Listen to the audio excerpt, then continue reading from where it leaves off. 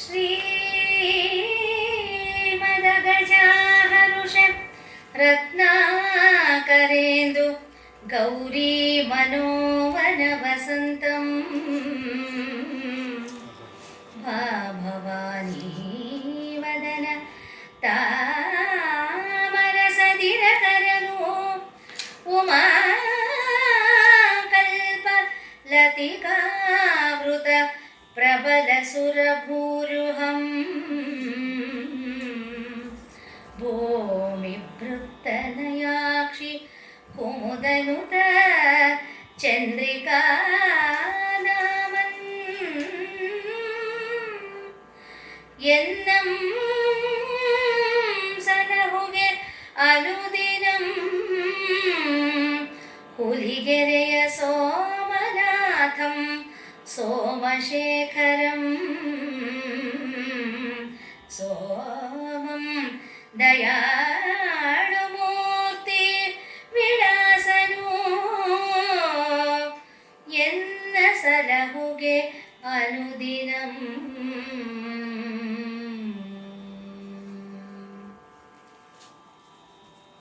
ಈ ದಿನ ಮೊದಲನೇ ಸ್ಥಳದ 56ನೇ ಪದ್ಯದಿಂದ ಮುಂದಕ್ಕೆ ಪ್ರಸ್ತುತಪಡಿಸಲಿದ್ದೇವೆ.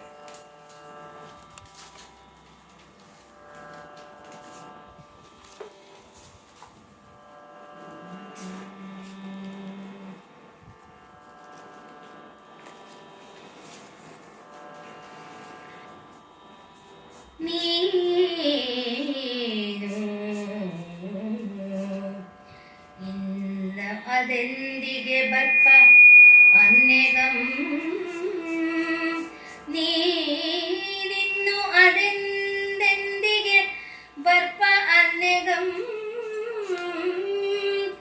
ಭಕ್ತಿ ಹೀನ ಪುರದೊಳು ಪುಟ್ಟಿ ಬೆಳೆಯಲಾರ್ಬೆನೆ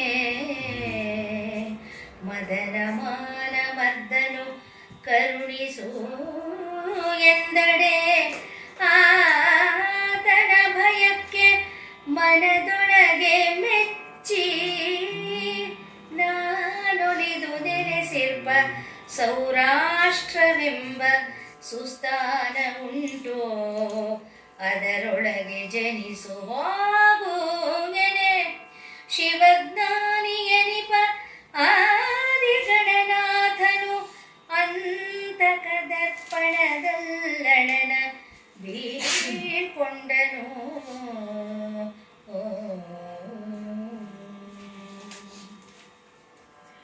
ಇಂದಿನ ಸಂಚಿಕೆಯಲ್ಲಿ ಆದಿನಾಥನು ಆತಂಕಗೊಂಡಿದ್ದಾನೆ. ಆದರೆ ಶಿವ ಹೇಳ್ತಾನೆ, ನಾನಿದ್ದ ಕಡೆ ರಾಜಧಾನಿ, ನಾನಿದ್ದ ಕಡೆ ಕಾಶಿ, ವಿಶ್ವನಾಥ ಇದ್ದ ಕಡೆ ಕಾಶಿ ಆಗತ್ತೆ. ಹಾಗೆ ನಾನಿರುವೆಡ ನೀನಿರಕ್ಕೇನು, ನೀ ಇದ್ದ ಕಡೆ ನಂಗೆ ಅದೇ ಕೈಲಾಸ ಅನ್ಕೊಂಡಿರ್ಬೇಕಪ್ಪ, ಅದೇ ರಾಜಧಾನಿ ಅಂತ ಹೇಳಿ ಕಳಿಸಿದ್ದಾನೆ ಶಿವ.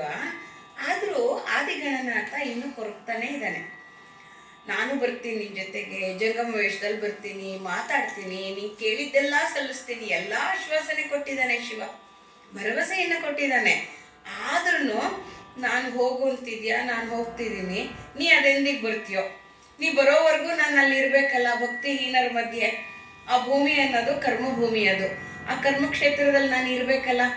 ಎಲ್ಲ ಅರಿಷಡ್ ವರ್ಗಗಳು ಅಲ್ಲಿ ಹುಟ್ಟಿ ಬೆಳೆಯೋದು, ಅಂಥ ಭೂಮಿಯಲ್ಲಿ ನಾನು ಇರಬೇಕಲ್ಲ. ಮದನ ಮಾನಹರ ಶಿವನೇ ಕರುಣಿಸು, ಮದನನ ಮಾನವನ್ನ ಹರಣ ಮಾಡದಂತವನು, ಅವನನ್ನು ಸುಟ್ಟು ಬೂದಿ ಮಾಡಿದಂಥ ಶಿವನೇ ಕರುಣಿಸು ಎಂದು ಮತ್ತೆ ಮತ್ತೆ ನಮಿಸಿದಾಗ ಶಿವನಿಗೆ ಸಂತೋಷ ಆಗತ್ತೆ. ಈ ಭಕ್ತ ನನ್ನನ್ನು ತೊರೆದು ಹೋಗಕ್ಕೆ ಎಷ್ಟೊಂದು ಸಂಕಟ ಪಡ್ತಾ ಇದ್ದಾನಲ್ಲಪ್ಪ.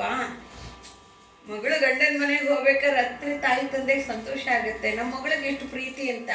ಆದರೆ ಸಮಾಧಾನ ಮಾಡಿ ಕಳಿಸ್ತಾರೆ, ಅಲ್ಲೇ ಇರಬೇಕು ಮಗು, ಅಲ್ಲಿ ಹೋಗ್ಬೇಕು, ಬರ್ತೀನಿ ಬೇಗ ಬರ್ತೀನಿ ಅಂತ ಹೇಳಿ ಕಳಿಸಲ್ವಾ. ಅದೇ ಥರ ದೇವರು ಅಂದರೆ ತಂದೆ ಸಮಾನ, ಪಿತೃ ಸಮಾನವಾಗಿ ಹೇಳ್ತಾರೆ, ಹೆದರಬೇಡಪ್ಪ, ಹೆದರಬೇಡ ಆದಿನಾಥ, ನಾನು ಒಲಿದು ನನಗೆ ತುಂಬ ಪ್ರಿಯವಾಗಿರೋ ಸೌರಾಷ್ಟ್ರ ಅನ್ನೋ ಒಂದು ಸುಸ್ಥಾನ ಇದೆ, ಅಲ್ಲಿ ಚಂದ್ರ ತಪಸ್ ಮಾಡಿ ನನ್ನನ್ನು ಸೋಮನಾಥ ಅನ್ನೋ ಹೆಸರಿಂದ ಅಲ್ಲಿ ನಿಲ್ಲಿಸಿದ್ದೀನಿ, ನಾನು ಸ್ವಯಂಭವಾಗಿ ನೆಲೆಸಿದ್ದೀನಿ, ನಾನು ಚಂದ್ರನ್ನ ಅನುಗ್ರಹ ಮಾಡಿದಂಥ ಸ್ಥಳ ಅದು.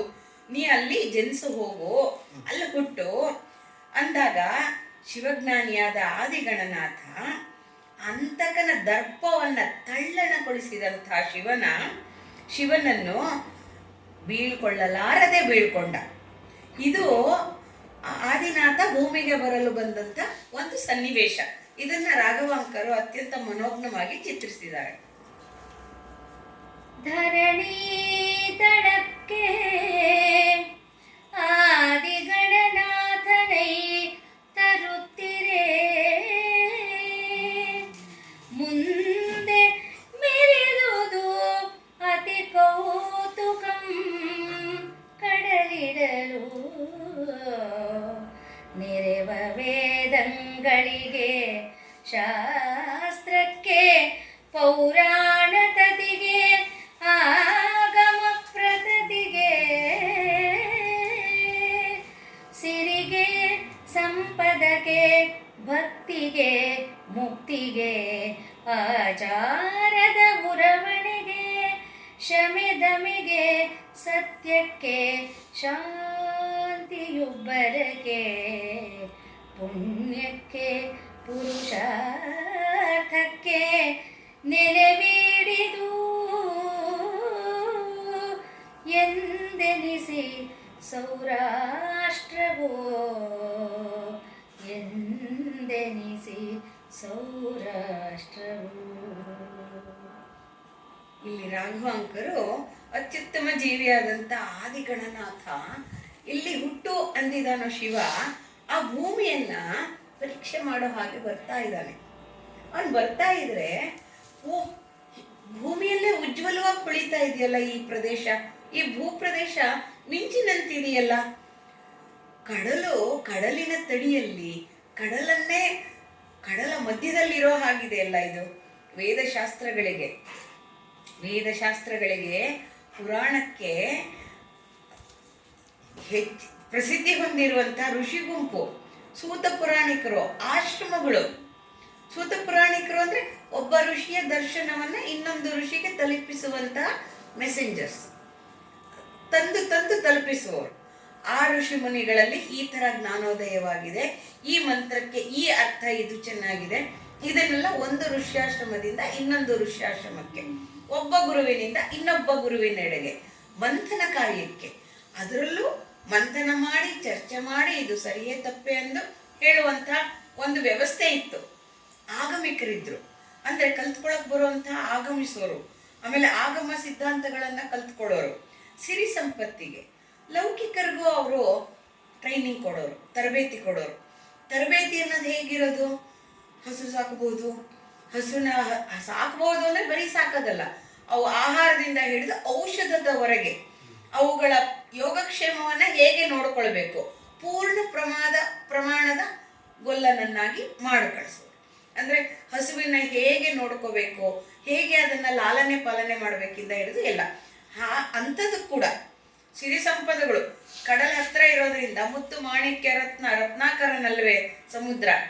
ಹಾಗೆ ಭಕ್ತಿ ಮುಕ್ತಿ ಇಲ್ಲದೆ ಇರೋ ಕಡೆ ಅಷ್ಟು ಮಿಂಚಿನಂತ ಹೊಳಪು ಎಲ್ಲಿ ಬರಲು ಸಾಧ್ಯ? ಅದಕ್ಕೆ ಬೇಕಾದಂತ ಆಚಾರ ವಿಚಾರ, ನೇಮ ನಿಷ್ಠೆ, ವ್ರತ, ಕತೆ, ಶಮಾದಮೆ, ಮನೋನಿಗ್ರಹವೂ ಇರ್ತಿತ್ತು, ಬಾಹ್ಯೇಂದ್ರಿಯ ನಿಗ್ರಹವೂ ಇರ್ತಿತ್ತು. ಶಮೆ ಅಂದ್ರೆ ಮನೋನಿಗ್ರಹ, ಬಾಹ್ಯೇಂದ್ರಿಯ ನಿಗ್ರಹಕ್ಕೆ ದಮೆ ಅಂತಾರೆ. ಸತ್ಯಕ್ಕೆ ಎಲ್ಲಿ ಸಂಯಮಿಗಳಿರ್ತಾರೋ ಅಲ್ಲಿ ಸತ್ಯಕ್ಕೆ ಏನು ಕೊರತೆ? ಶಾಂತಿಯು ಅತ್ಯಂತ ಮೇಲ್ಮಟ್ಟದಲ್ಲಿತ್ತು, ಉತ್ತುಂಗದಲ್ಲಿತ್ತು. ಆ ಪುಣ್ಯಕ್ಕೆ, ಪುರುಷಾರ್ಥಕ್ಕೆ, ಎಲ್ಲಕ್ಕೂ ನೆಲೆವೀಡು, ಎಲ್ಲದೂ ಆಡಂಬಲವಾಗಿತ್ತು ಆ ಸೌರಾಷ್ಟ್ರದಲ್ಲಿ. ಅಂತಹ ಸೌರಾಷ್ಟ್ರ ಪ್ರದೇಶವನ್ನ ಗಣನಾಥ ಇದು ನನ್ನ ಜನ್ಮಭೂಮಿ ಆಗುವಂಥದ್ದು ಅಂತ ಹೇಳಿ ವೀಕ್ಷಿಸ್ತಾ ಇರ್ತಾನೆ. ಆಮೇಲೆ ಶಿವನಿಚ್ಛೆ ಹಾಗೆ ತಂದೆಯಿಂದ ತಾಯಿಗೆ ವರ್ಗಾವಣೆ ಮಾಡಲು ಬಿಡುತ್ತೆ ಜೀವ.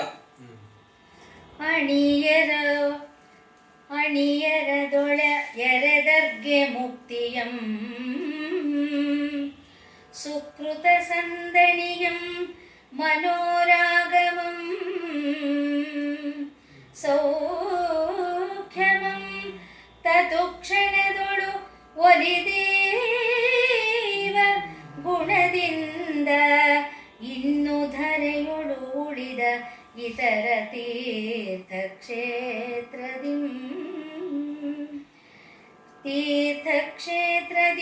ಎಣಿಸುವಡೆ ದ್ವಿಗುಣ ತ್ರಿಗುಣ ಚತುರ್ಗುಣ ಪಂಚಗುಣ ಷಡ್ಗುಣ ಸಪ್ತಗುಣ ಅಷ್ಟಗುಣವೋ ನವಗುಣ ದಶಗುಣಂ ಮಿಗಿಲು ಸೌರಾಷ್ಟ್ರವೆಂಬ ಆಗಳಿನ್ನಿದಂ ಪೊಗಳ್ವರಾರು ಸೌರಾಷ್ಟ್ರಮೆಂಬ ಆಗಳಿದಂ ಪೊಗಳ್ವರಾರು. ಇಲ್ಲಿ ಒಂದು ಅದ್ಭುತವಾದಂಥ ರಹಸ್ಯ ಇಟ್ಟಿದ್ದಾರೆ ರಾಘವಾಂಕರು. ಅಂದರೆ ಯಾವ ಜೀವ ಭಗವಂತನಿಂದ ನಿಯೋಜಿಸಲ್ಪಟ್ಟಿರುತ್ತೋ ಅದು ತಾನು ಜನಿಸುವಂಥ ಭೂಮಿಯ ಸೌಂದರ್ಯವನ್ನಾಗಲಿ ಇದನ್ನಾಗಲಿ ನೋಡೇ ಹುಟ್ಟುತ್ತೆ. ಭಗವಂತ ಅಂತಿಂತ ಕಡೆ ತನ್ನ ಭಕ್ತರನ್ನ ಹುಟ್ಟಿಸುವುದಿಲ್ಲ. ಅಲ್ಲಿ ಆದಿಗಣನಾಥನ್ಗೆ ಗೊತ್ತಾಗ್ತಾ ಇದೆ ಇದು ಎಷ್ಟು ಪ್ರಸಿದ್ಧಿ ಹೊಂದಿತ್ತು. ಇದು ಸೌರಾಷ್ಟ್ರ ಅನ್ನೋ ಪ್ರದೇಶದ ಮಾಧುರ್ಯ ಹೇಗಿದೆ ಅಂದರೆ ಅತಿಶಯರಾದವರು, ಅತಿಶಯವಾಗಿ ತಪಸ್ಸು ಮಾಡುವವರು, ಅತಿಶಯವಾಗಿ ಭಗವಂತನನ್ನ ಆರಾಧಕರು, ಅತಿಶಯವಾಗಿ ಮುಕ್ತಿಯನ್ನ ಹೊಂದುವಂತಹ ಸುಕೃತ ಜೀವಿಗಳಿದಾರಲ್ಲಿ. ಅವರುಗಳ ಮನೋರಾಗದಿಂದ ಎಷ್ಟು ಪೂಜೆ ಮಾಡಿದ್ರು ದಣಿದೇ ಇರೋರು, ಸಮುದ್ರದೋಪಾದಿಯಲ್ಲಿ ಅಲೆ ಹೇಗೆ ನಿರಂತರವೋ ಹಾಗೆ ಅವರ ಪೂಜೆಯಾಗ್ಲಿ ಭಕ್ತಿಯಾಗ್ಲಿ ಉಸಿರಿನಲ್ಲಿ ಬರುವಂತೆ ನಿರಂತರ ಅಜಪದಂತೆ ಹಂಸೋಹಂಭಾವದಿಂದ, ಹಂಸ ಜಪ ಅಂತ ಕರೀತಾರದು, ನಿರಂತರ ಒಂದು ಹಿಂದೆ ಒಂದು ಮುಂದೆ ಬರುತ್ತಲೇ ಇರುವಂತಹ ಜಪಗಳು ಇಂಥ ಮಾಡುವಂಥವ್ರು. ಈ ಮನೋರಾಗದ ಸೌಖ್ಯ ಆ ವಾತಾವರಣದಲ್ಲೆಲ್ಲ ಆ ತಪಸ್ಸಿದ್ಧಿಯನ್ನ ಹರಡ್ತಾ ಇದೆ ಅಂತ ತಕ್ಷಣದಿಂದ ಒಲಿದೈವ ಗುಣ ಹೇಗಿದೆ ಅಲ್ಲಿ ಧರೆಯೊಳು.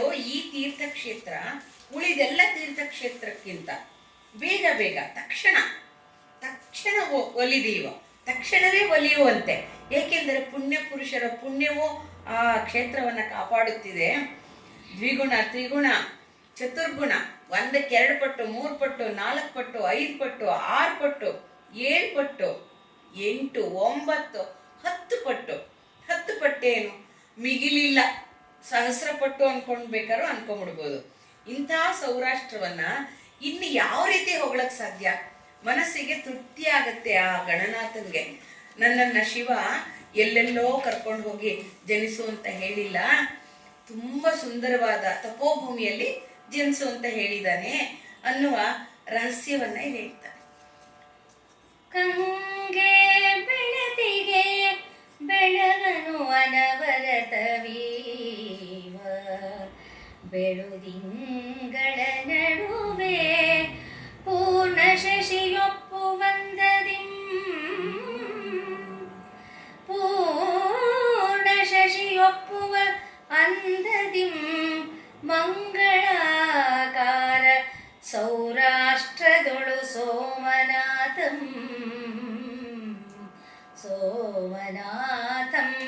ಮೆರೆವನು ಅಂತಲ್ಲಿ ಆ ಸಿಂಗರದ ಪೂಜೆಗಳ ವಿವಿಧೋಪಚಾರ ಭೋಗಗಳ ವಿಳಾಸಮಂ ಬಣ್ಣಿಸುವುಡೆ ಉರಗರಾಜಂಗೆ ಅರಿದೆನಿಸಲು ಒಪ್ಪುವ ಶಿವಾಲಯದ ಹಿಂದಣವನದಿಯನು ಒಗಳ್ವೆನು. ಅಂಥ ಪುಣ್ಯಭೂಮಿಯಲ್ಲಿ ಇವನ ಆರಾಧ್ಯ ದೈವವಾದಂಥ ಸೋಮನಾಥ ಸ್ವಾಮಿ ಹೇಗಿದ್ದಾನೆ ಅಂದರೆ ಕಣ್ಣಿಗೆ ಬೆಳಕಾಗುವಂತೆ, ಅನವರತ ಬೆಳಕಿಯುವಂಥ, ಅನವರತವೂ ತೇಜಸ್ವಿಯಾಗಿರುವಂಥ, ಬೆಳದಿಂಗಳ ನಡುವೆ ಪೂರ್ಣಚಂದ್ರನಂತೆ ಕೋಟಿ ಸೂರ್ಯ ಪ್ರಕಾಶನ ದೈವವನ್ನ, ಪರಂಜ್ಯೋತಿ ಅಲ್ವೇ ಅವನು. ಒಬ್ಬ ಚಂದ್ರ ಯಾವ ಮೂಲೆಗೆ ಅವನ ಬೆಳಕಿನ ಮುಂದೆ ಅವನಿಗೆ ಬರೀ ಮಂಕು ಬೆಳಕು. ಅದೇನೋ ಹೇಳ್ತಾರಲ್ಲ, ಕೋಟಿ ಸೂರ್ಯ ಪ್ರಭೆಗೆ ನಾನಿಡುವ ದೀಪದ ಮಂಕು ಬೆಳಕಿದ ನೋಡಿ ನಗುವೆಯಂತೆ. ಚಿದಂಬರ ಸ್ವಾಮಿ ಗುಬ್ಬಿ ಚಿದಂಬರ ಆಶ್ರಮದ ಚಿದಂಬರರು ಬರೆದಿರೋದು ಒಂದು ಪದ ಜ್ಞಾಪಕ ಬರುತ್ತೆ ನನಗೆ. ಹಾಗೆ ಎಲ್ಲ ಮಂಕೆ. ಅವನ ಮುಂದೆ, ಆ ಪರಂಜ್ಯೋತಿಯ ಮುಂದೆ ಸೂರ್ಯರು ಚಂದ್ರರು ಪ್ರತಿಯೊಂದು ಮಂಕೆ. ಅವನೇ ಪರಂಜ್ಯೋತಿ, ಜೀವಜ್ಯೋತಿಗಳನ್ನ ಬೆಳಗಿಸುವವನು, ಹಣತೆಗಳಲ್ಲಿ ತನುಗಳಲ್ಲಿ ಜೀವಜ್ಯೋತಿಯನ್ನ ಬೆಳಗಿಸುವವನು. ಅಂತಹ ಮಂಗಳಾಕಾರನಾದಂಥ ಶಿವ ಸೋಮನಾಥ ಸೌರಾಷ್ಟ್ರದ ಕಳಸದೋಪಾದಿಯಲ್ಲಿ ಮೆರೀತಾ ಇದ್ದಾನೆ. ಅಲ್ಲಿ ಆಗುವಂಥ ಸಿಂಗಾರವಿಷ್ಟು. ದಿನಾ ಭಸ್ಮಾಭಿಷೇಕದಿಂದ ಹಿಡಿದು ಗಂಗಾಭಿಷೇಕದಿಂದ ಹಿಡಿದು ಪ್ರತಿ ಒಂದು ಸಮುದ್ರಗಳ ನೀರಿನಿಂದ ಅಭಿಷೇಕ ಆಗುತ್ತೆ. ವಿವಿಧ ಉಪಚಾರಗಳು. ಪ್ರತಿಯೊಂದು ಅಭಿಷೇಕ ಆದಮೇಲೆ ಬೇರೆ ಬೇರೆ ನೈವೇದ್ಯಗಳನ್ನು ಮಾಡ್ತಾರಲ್ಲಿ. ತುಂಬ ಸೋಮನಾಥ ದೇವಾಲಯದ ವೈಶಿಷ್ಟ್ಯವೇ ಅದು. ಅಲ್ಲಿಗೆ ಅರ್ಚಕರು ಒಂದೊಂದು ಪಂಗಡವಾಗಿ ಇಟ್ಟಿರ್ತಾರೆ. ಒಂದು ಅಭಿಷೇಕ ಪೂಜೆ ನೈವೇದ್ಯ ಆದ್ಮೇಲೆ ಮತ್ತೊಂದು ಅಭಿಷೇಕ, ಹೀಗೆ ನಿರಂತರ. ಇಂಥ ವಿಲಾಸವನ್ನ ಬಹುಶಃ ಆ ಕಾಲದಲ್ಲೂ ಹಾಗೆ ಇದ್ದಿರಬಹುದು. ಅದನ್ನ ಪರಂಪರೆಯಾಗಿ ಮುಂದುವರಿಸ್ಕೊಂಡು ಬಂದಿರ್ಬೋದು. ಬಣ್ಣಿಸುವಡೆ ಉರಗರಾಜನ್ಗೆ ಇದನ್ನೆಲ್ಲ ಹೇಳಕ್ಕೆ 1000 ಆದಿಶೇಷ ಸರಿ, ಅವನಿಗೆ ಒಪ್ಪಿತವಾಗತ್ತೆ. ಬರೀ 2 ಕೈ 2 ಕಣ್ಣಿರೋರು ಮಾಡೋದು ಕಷ್ಟ ಇದು. ಅಂಥ ಶಿವನ ಹಿಂದೆ, ದೇವಸ್ಥಾನದ ಹಿಂದೆ ಇರುವಂಥ ಆ ಪಶ್ಚಿಮ ಕಡಲಿದೆಯಲ್ಲ, ಅದ್ರ ಸೌಂದರ್ಯ ಏನು ಹೇಳಲಿ. ಎಲ್ಲ ಪ್ರಕೃತಿಯು ನಿತ್ಯೋತ್ಸವವನ್ನ ಮಾಡ್ತಾ ಇದ್ದಾವೆ ಭಗವಂತನಿಗೆ. ನಿತ್ಯವೂ ಭಗವಂತನಿಗೆ ಉತ್ಸವವೇ, ನಿತ್ಯವೂ ಅವನಿಗೆ ರಥೋತ್ಸವ ಇದ್ದ ಹಾಗೆ ಇದೆ ಅನ್ನುವುದು ಈ ಆದಿನಾಥನ ಮನಸ್ಸಿಗೆ ಬರ್ತಾ ಇದೆ. ಇಟ್ಟು ದೆರೆ ತಟ್ಟುದು, ಎರೆಯಡಕಿಲು ದೆರೆಗಳುಲಿದು ಹಳಚರು, ಮೊರೆದು ಕಡೆದು ಮಲ್ಲಗಡಲನು ಒಡೆಗಲಿಸಿ, ಕುದಿದು ಮೊರೆದಡಸಿ, ಗುಳುಗುಳಿಪ ಸುಳಿಯ ಸಡಗರದ ಹೊಯ್ಲುಗಳ, ಗುಳುಗುಳಿಪ ಸುಳಿಯ ಸಡಗರದ ಹೊಯ್ಲುಗಳ, ಮುತ್ತು ಮಾಣಿಕ ಹವಳ ಗಡಿ ತಿಮಿಂಗಲ ಮತ್ಸ್ಯ ಕಚ್ಚ ಕರಿ ಮಕರಂಗಳು ಅಡಸಿ ತುಂಬಿದ ಅಹಗವೆನಿಸಿ, ಮಹಿಮೆಯಿಂ ಮೆರೆದುದು ಅರರೆ ಪಶ್ಚಿಮವನನಿಧಿ, ಮಹಿಮೆಯಿಂ ಮೆರೆದುದು.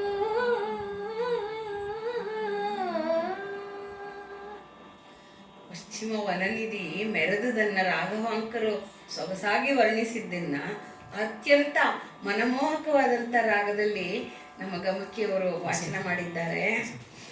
ಬಹಳ ಬಹಳ ಮನಸ್ಸಿಗೆ ಹಿತ ಕೊಡುವಂಥ ರಾಗವಿದು. ಆ ಭಾವವನ್ನ ಎತ್ತಿ ಹಿಡಿದಿದ್ದಾರೆ. ಕಣ್ಣಿಗೆ ಇದು ಸಮುದ್ರ ಹೇಗೆ ಮಾಡ್ತಿದೆ ಅಂದ್ರೆ, ಒಂದರ ಹಿಂದೊಂದು ದಡಕ್ಕೆ ತೆರೆಯನ್ನ ಒಟ್ಟುತ್ತಾ ಇದೆ. ಅದ್ರ ಹಿಂದೆ ಅದು ವಾಪಸ್ ಬರದಂಗೆ ಇನ್ನೊಂದು ತೆರೆ ಇಡುತ್ತಂತೆ. ಅದನ್ನ ಇನ್ನೊಂದು ಬಂದು ತಟ್ಟತ್ತಂತೆ. ಆ ಕಡೆ ಈ ಕಡೆನೂ ಅಲೆಗಳು ಬಂದು ಅದು ವಾಪಸ್ ಹೋಗದಂಗೆ ತಟ್ತಾನೆ ಇರುತ್ತಂತೆ. ವಾಪಸ್ ಹಿಂದಕ್ಕೆ ಹೋಗಕ್ಕೆ ಅವಕಾಶವೇ ಕೊಡ್ತಾ ಇಲ್ಲ.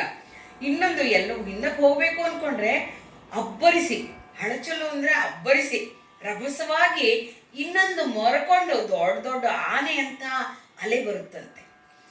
ಅದು ಏನ್ ಮಾಡ್ತಾ ಇದೆ ಅಂದ್ರೆ, ಕಡಲನ್ನ ಕಡಿತಾ ಇದೆಯೇನೋ ಅನ್ನುವ ಉಪಾದಿಯಲ್ಲಿ ಕಡಗೋಲಿಟ್ಟು ಯಾರೋ ಕಡಿತಾ ಇದ್ದಾರೆ. ಕಡ್ದು ಕುದ್ದು ಹೋಗ್ತಾ ಇದೆ.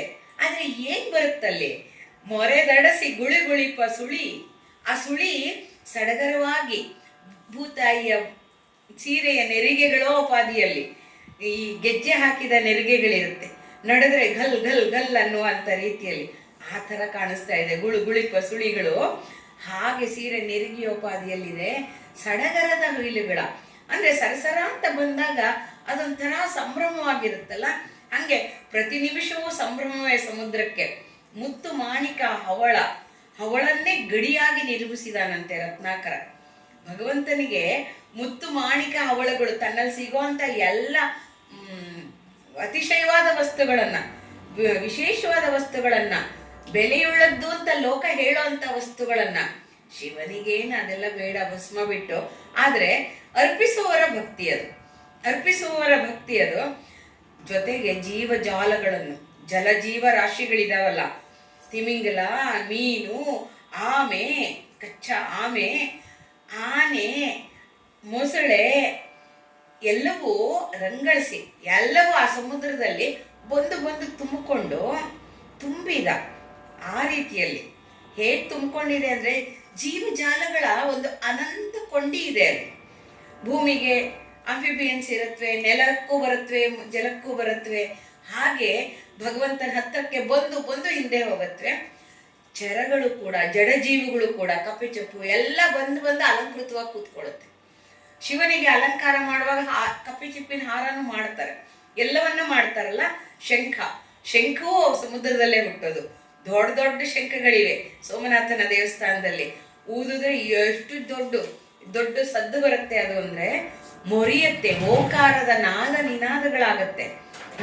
ಆ ಥರ ಮೆರಿತಾ ಇದೆ ಭಗವಂತನ ಪೂಜೆಯನ್ನ ಅನುದಿನವು. ಇದು ಸೌರಾಷ್ಟ್ರದ ಶಂಖ, ಎಷ್ಟು ದೊಡ್ಡದಿದೆ ನೋಡಿ. ಸಮುದ್ರ ರಾಜನ ಕಾಣಿಕೆ ಸೋಮನಾಥನಿಗೆ.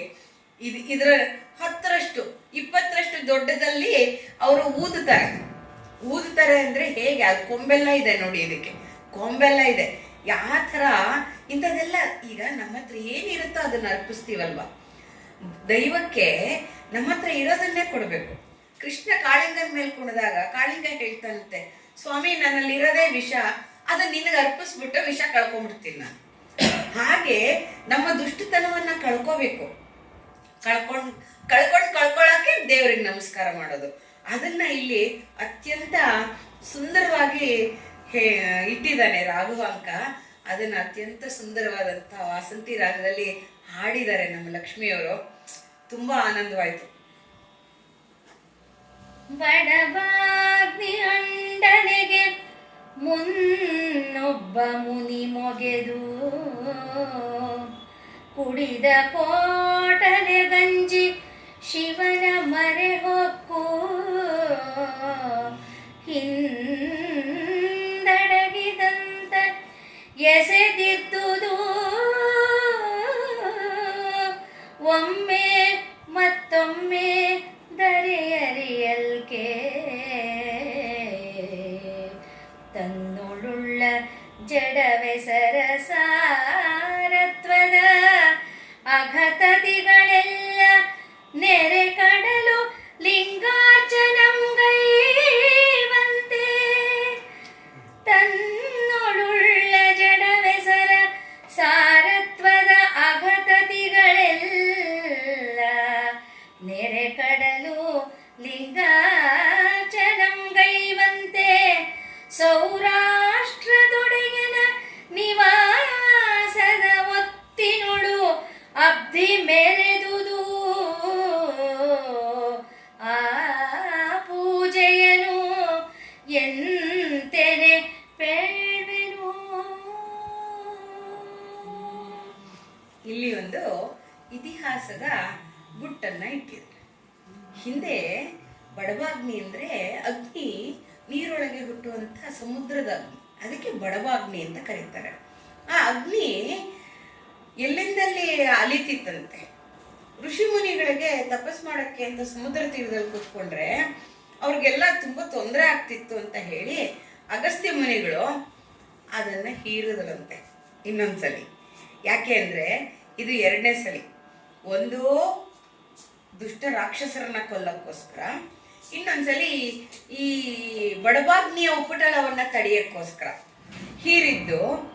ಕುಡಿದ ಆ ಕೋಟ್ಲೆ ಅಂದ್ರೆ ಇವ್ರ ತಂಟೆಗೆ ಹೋಗ್ಬಿಟ್ರೆ ನನಗೆ ಕೀಟ್ಲೆ ಕೊಡ್ತಾರಪ್ಪ, ನುಂಗ್ಬಿಡ್ತಾರಪ್ಪ, ಕುಡಿದು ಬಿಡ್ತಾರಪ್ಪ ಅನ್ನೋದಕ್ಕೆ ಸಮುದ್ರ ರಾಜ ಅಂಜಿಕೊಂಡಂತೆ ಶಿವನ ಹಿಂದುಗಡೆ ಮುಚ್ಚಿಟ್ಕೊಂಡಿದ್ದಾನೇನೋ ಅನ್ನುವಂಥ ಒಂದು ಸುಂದರವಾದಂಥ ಹೋಲಿಕೆಯನ್ನ ಕೊಟ್ಟಿದ್ದಾನೆ. ಅಂದ್ರೆ ಯಾವ ಋಷಿಮುನಿಗಳು ಬಂದು ನನ್ನ ಕುಡಿದು ಬಿಟ್ರೆ ಶಿವನ ಹಿಂದೆ ಇದ್ರೆ ನಾನು ಮರೆಯಲ್ಲಿರ್ತೀನಿ ಅನ್ನುವಂಥ ಭರವಸೆ ಆ ಸಮುದ್ರ ರಾಜನಿಗೆ. ಹಾಗೆ ಒಮ್ಮೊಮ್ಮೆ ಮತ್ತೊಮ್ಮೆ ಅರಿಯಲ್ಕೆ. ಆದ್ರೆ ನಾನು ಇದೀನಿ ಅಂತ ಧರೆಗೆ ಗೊತ್ತಾಗ್ಬೇಕಲ್ಲ, ಅದಕ್ಕೆ ಮೊರೆದು ದಡಕ್ಕೆ ಬರ್ತಾ ಇದ್ದಾನಂತೆ. ಅಂದ್ರೆ ಶಿವನ ದೇವಾಲಯದ ಅಕ್ಕಪಕ್ಕ ಇಣಕಿ ನೋಡ್ತಿರೋ ಹಾಗೆ ಇದೆ. ಅಲ್ಲಿಯೂ ದೊಡ್ಡ ದೊಡ್ಡ ಕಾಂಪೌಂಡ್ ಹಾಕಿದ್ದಾರೆ. ಸಮುದ್ರ ಕಾಂಪೌಂಡ್ ಮೇಲಾಸಿ ಬರುತ್ತೆ ಮತ್ತೆ ಹಿಂದಕ್ಕೆ ಹೋಗುತ್ತೆ. ಹಾಗೆ ನಾನು ಇದೀನಿ ಅಂತ ತೋರಿಸುತ್ತದು. ಹಾಗೆ ಅದನ್ನ ಇಲ್ಲಿ ಎಷ್ಟು ಚಂದವಾಗಿ ಬರೆದಿದ್ದಾರೆ ರಾಘವಾಂಕರು. ಹಾಗೆ ಅದು ತನ್ನಲ್ಲಿರುವಂತ ಎಲ್ಲ ಜಡ ಜೀವಜಂತು ಸಾರತ್ವದ ಸಾರವನ್ನೆಲ್ಲ ಅಗತತಿಗಳು, ಪಾಪಿಗಳೋ ಪುಣ್ಯದವರೋ ಪಾಪಿಗಳೋ ಅದೆಲ್ಲ ಏನೂ ವ್ಯತ್ಯಾಸ ಇಲ್ಲ. ನನ್ನಲ್ಲಿರೋದು ಎಲ್ಲವನ್ನ ಅರ್ಪಿಸ್ತೀನಿ ನಾನು. ಹಾಗೆ ಅದನ್ನೆಲ್ಲ ತಂದು ಕಡಲು ಲಿಂಗಾರ್ಚನೆ, ಅನವರತ ಲಿಂಗಾರ್ಚನೆಯನ್ನ ಗೈಯುವಂತೆ ಕಾಣಿಸ್ತಾ ಇದೆ. ಸೌರಾಷ್ಟ್ರದ ಒಳೆಯನ ನಿವಾಸದಳು ಒತ್ತಿನ ತಂದು ಆ ಕಾಂಪೌಂಡ್ ಹತ್ತಕ್ಕೆ ಬಿಡುತ್ತೆ. ಶಿವನ ಹತ್ತಕ್ಕೆ ತಂದು ಕೊಡುತ್ತೆ. ಮುಂದಕ್ಕೆ ಹೋಗಕ್ಕೆ ಅದಕ್ಕೆ ಅಡ್ಡ ಹಾಕಿದೀವಲ್ಲ ನಾವು. ಹಾಗಾಗಿ ದೇವ್ರ ಹತ್ತಿರದವರೆಗೂ ಬರಕ್ಕಾಗಲ್ಲ. ಈಗ ಹಿಂದೆ ಬರ್ತಿತ್ತೋ ಏನೋ ಗೊತ್ತಿಲ್ಲ. ಆ ನಿವಾಸ ಅಷ್ಟು ಪೂಜೆಯನ್ನ ಅನವರತ ಮಾಡುವಂತ ಪೂಜೆಯನ್ನ ಏನ್ ಹೇಳಕ್ ಸಾಧ್ಯ. ಖುಷಿಯಾಗಿ ಹೋಗಿದೆ ಆದಿಗಣನಾಥನ್ಗೆ. ಅಂತ ಚೆನ್ನಾಗಿದೆಯಲ್ಲಪ್ಪ ಇಲ್ಲಿ, ಇಂಥ ಕಡೆ ನಾನು ಹುಟ್ಟಬೇಕು ಅನ್ನೋದು ಖುಷಿಯಾಗಿದೆ. ತಡಿಗೆ ಕಿಡುವ ತೆರೆಗ ಅರ್ಘ್ಯಪಾದ್ಯಂ ಬೆಳಪು ವಿಡಿದ ನೊರೆ ಕುಸುಮ ಮೊರಹಿನ ಹೊಯ್ಲ ಹೊರಟೆಯ ನಡುಗೆಯ ಮಂಜು ಧೂಪಂ ಕಡಲ ಕದಡಿನೊಳು ನೆಗೆದ ಮಾಡಿಕ ಭಾರತಿ ಕಡುಗಿ ಘುಳಿಲೆಂಬ ಧ್ವನಿ ಗೀತವಾದ್ಯ ಸಂಗಡವಾಗಿ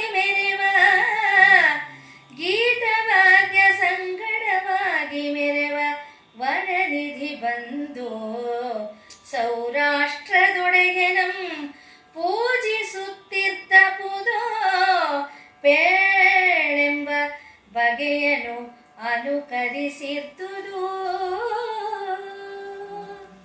ಇಲ್ಲೊಂದು ಕವಿಯ ಕಾವ್ಯ ಲಾಲಿತ್ಯದ ಸಮಯ.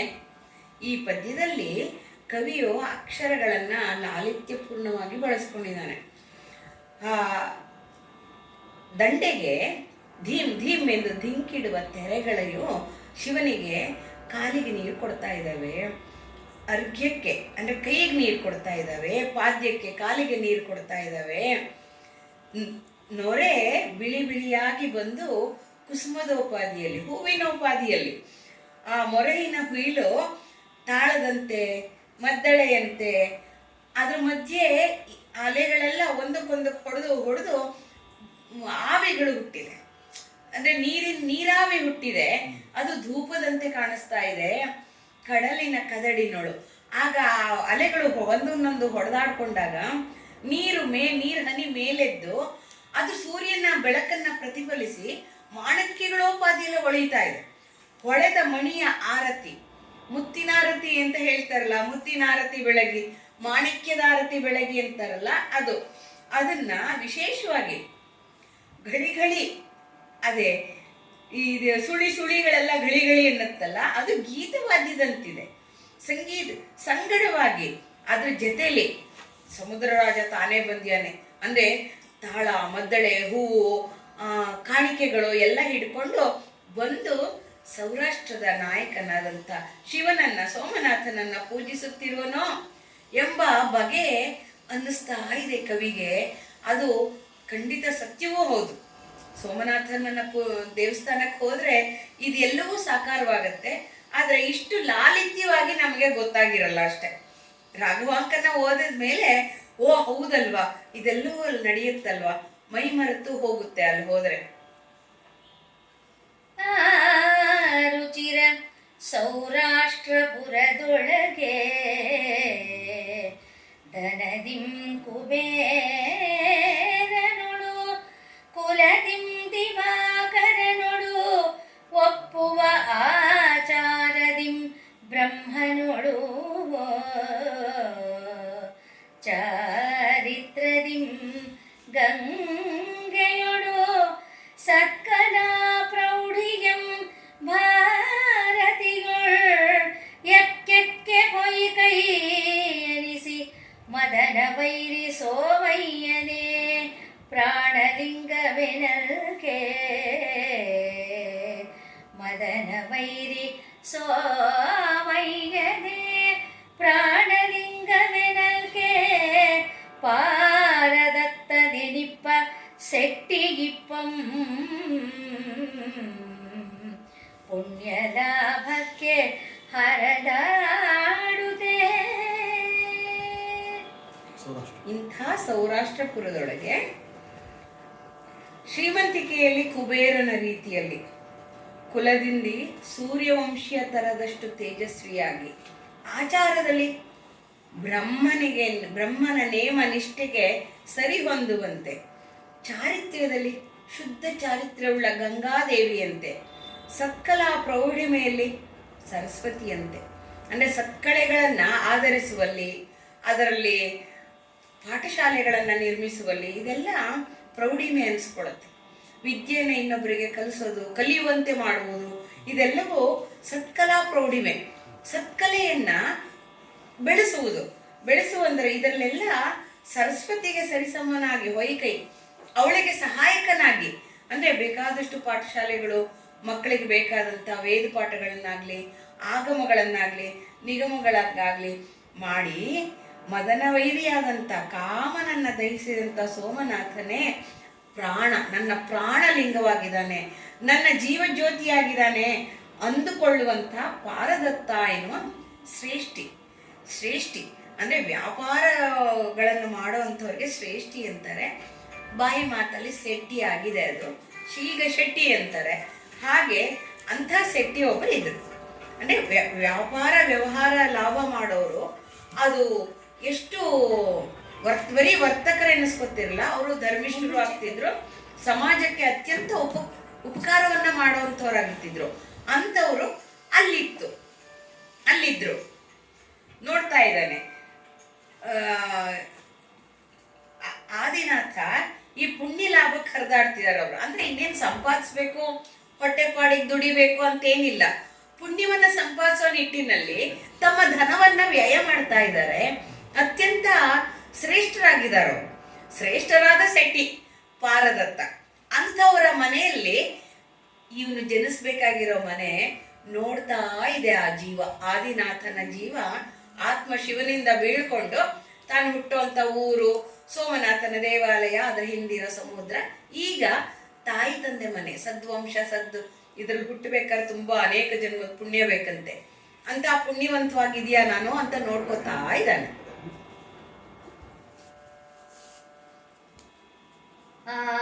ಆತನಂಗನೆ ಪುಣ್ಯವತಿಯಂಬವನಿತೆ ರೂಪಾತಿಶಯದೊಳು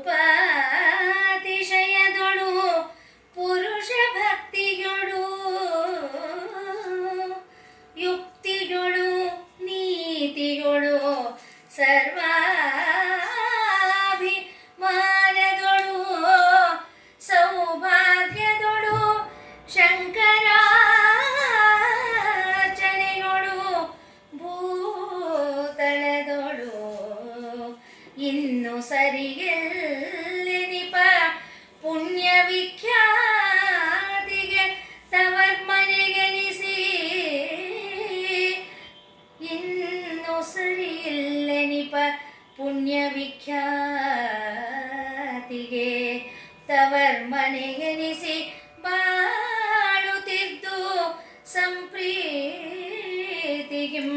ತನಯರ್ಕಳಂ ಬಯಸುತ್ತಿಪ್ಪ ಚಾತುರ್ಯಮಂ ಪೊಗಳ್ವರಾರು.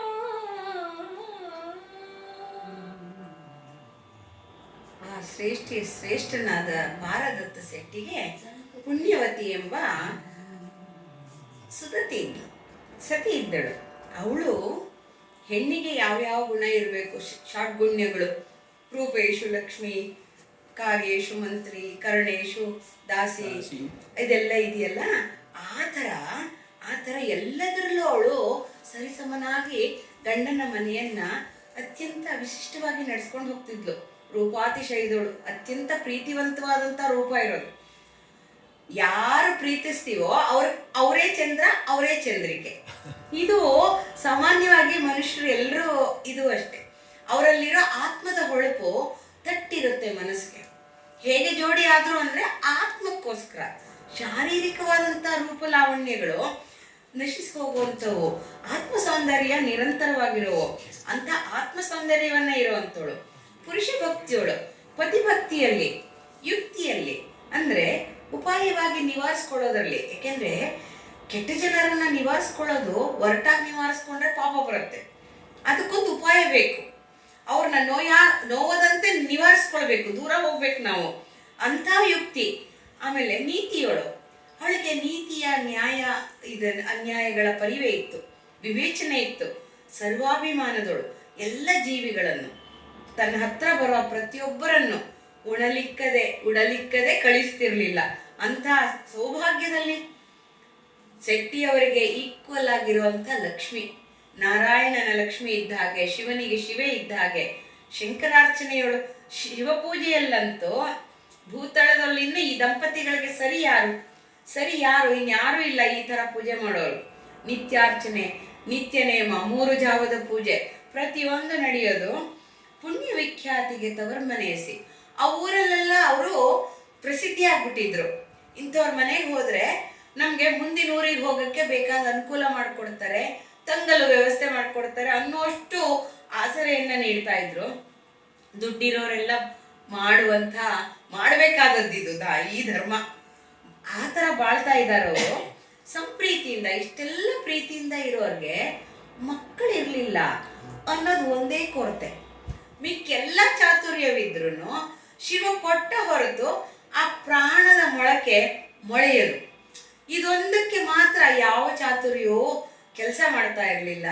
ಅದೊಂದೇ ಒಂದು ಕೊರಗಿತ್ತು ಪಾಪ ಆ ಪುಣ್ಯ ದಂಪತಿಗಳಿಗೆ. ಆ ಪುಣ್ಯ ದಂಪತಿಗಳಿಗೆ ಇನ್ನೊಂದು, ಅದರಲ್ಲೂ ಶ್ರೇಷ್ಠಿಗೆ ಇರಲಿಲ್ಲ, ಅದು ಭಾರದತ್ತ ಶೆಟ್ಟಿಗೇನು ಇರಲಿಲ್ಲ. ಯಾಕೆಂದ್ರೆ ಶಿವಪೂಜೆ ಸಾಕು, ಶಿವ ಸಾಕು ಅನ್ನುವಂಥ ಮೇಲ್ಮಟ್ಟದ ಭಕ್ತ.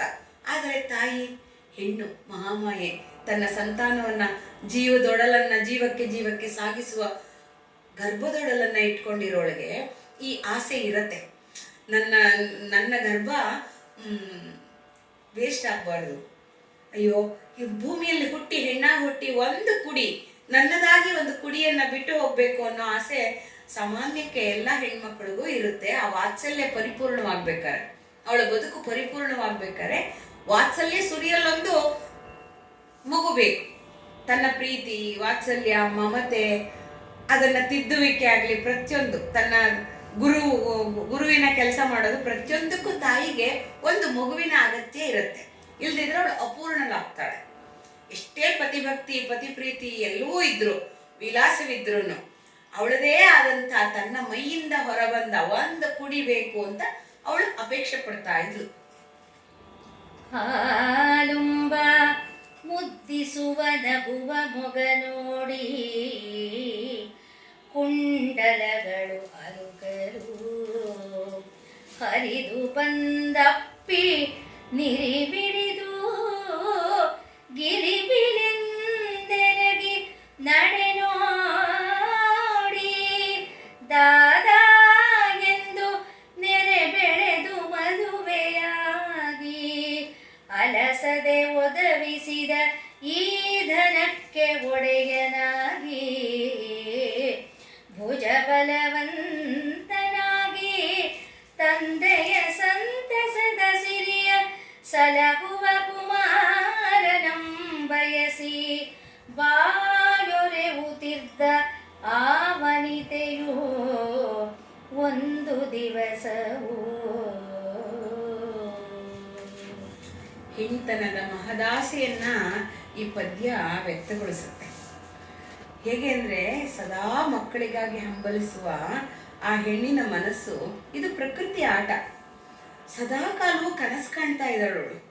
ನನ್ನ ಹಾಲು ಕುಡಿಯುವಂಥ, ನನ್ನ ಮಮತೆಯ ಹಾಲು ಅಂದ್ರೆ ಭಗವಂತ ಕೊಟ್ಟಿರೋದು, ಭಗವಂತ ಕೊಟ್ಟಂತ ಹಾಲು, ಸ್ತನ್ಯಪಾನವನ್ನ ಮಾಡುವಂಥ ಮಗು, ನನ್ನ ಮಕ ನೋಡಿ ನಗುವಂಥ ಮಗು ಕುಂಡಲಗಳನ್ನ ಅಲುಗಿಸ್ತಾ ಮುದ್ದಾಗಿ ಬಂದು ಅಂಬಗಾಲಿಟ್ಕೊಂಡು ಬಂದು ಅಪ್ಪಿ ನನ್ನ ಸೀರೆಯ ನೆರಿಗೆ ಹಿಡಿದು ಗಲಿಬಿಲಿ ಆಗ್ಬಿಟ್ಟು ಅಲ್ಲೇ ಕೂತ್ಕೊಂಡು ನಡೆ ನೋಡಿ ಪುಟ್ ಪುಟ್ಟ ಹೆಜ್ಜೆ ಇಟ್ಕೊಂಡು ದಾ ದಾ ಅಂತ ಕರೆದು ಅಮ್ಮನ ಬಾ ಬಾ ಅಂತ ಕರೆದು ಹಾಗೆ ಬೆಳೆದ್ಬಿಟ್ಟು ಮದುವೆಯಾಗಿ ಎಷ್ಟು ದೂರ ಮುಂದೆ ಹೋಗುತ್ತೆ ನೋಡಿ.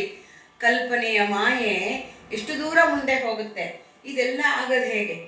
ಆಲಭಿಸದೆ, ಅಂದ್ರೆ ಏನು ಶ್ರಮ ಪಡದೆ ಇರೋಂಥ ಈ ಧನ, ಅಪಾರವಾದಂಥ ಸಂಪತ್ತಿದೆ ನಮಗೆ. ಇದಕ್ಕೆ ಒಡೆಯನಾಗಿ ಅವನೇನು ಸಂಪಾದಿಸ್ಬೇಕಾದ ಅಗತ್ಯವೇ ಇಲ್ಲ. ಅಂಥದಕ್ಕೆ ಒಡೆಯನಾಗಿ, ಭುಜಬಲವಂತನಾಗಿ, ಆರೋಗ್ಯವಂತನಾಗಿದ್ರೆ ಸಾಕು. ತಂದೆಗೆ ಸಂತಸವ ಕೊಡುವಂಥವನಾಗಿ, ತಂದೆಗೆ ವಿಧೇಯನಾಗಿರುವಂಥ ಮಗು. ಸೀರಿಯಸ್ ಅಲ್ಲ, ತಂದೆ ಸಂಪಾದಿಸಿದ್ದನ್ನ ಕಾಪಾಡಿದ್ರೆ ಸಾಕು. ಅಂಥ ಕುಮಾರನನ್ನ ಬಯಸಿ ಬಾಯಿ ಒಣಗುವಷ್ಟು ಬಯಕೆ ಆಗ್ತಿತ್ತಂತೆ. ಅಯ್ಯೋ ನಂಗಿಲ್ವೇ, ಅಯ್ಯೋ ಅಯ್ಯೋ ಅಯ್ಯೋ ಅನ್ನೋದು ಅವಳ ಮನಸ್ಸನ್ನ ಅನವರ್ತ ಕಾಡುವ ಹಾಗಾಗಿದೆ. ಅದೇ ಒಂದು ತಪಸ್ಸಾಗತ್ತೆ. ತಪ್ಪಿಸುವುದೇ ತಪಸ್ಸು, ತಪನೆ ಆಗಬೇಕು.